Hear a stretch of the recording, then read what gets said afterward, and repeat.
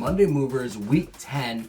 A lot of exciting stuff happened. We're going to go ahead and jump onto this list with those going up and those going down in our fictional power rankings here at Second and Short.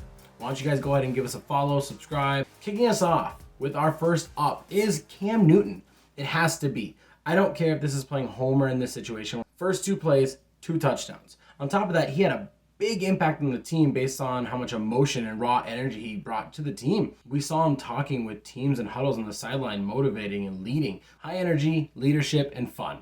The next up here is a tricky situation, is the Detroit Lions, who tied the Pittsburgh Steelers 16-16. I get it. They didn't win the game. Why are we giving them an up? Because they didn't lose. They've lost 8 games in a row this season. Here's what the Detroit Lions were able to do.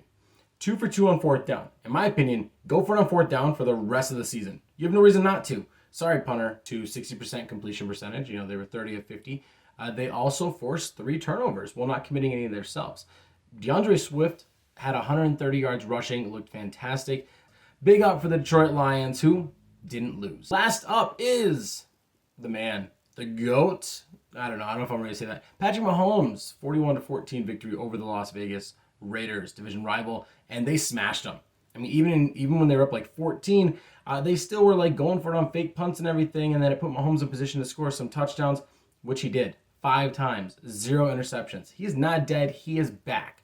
Now, let's talk about some downs. And I just think one of them is Baker Mayfield. 7-45 loss against the New England Patriots.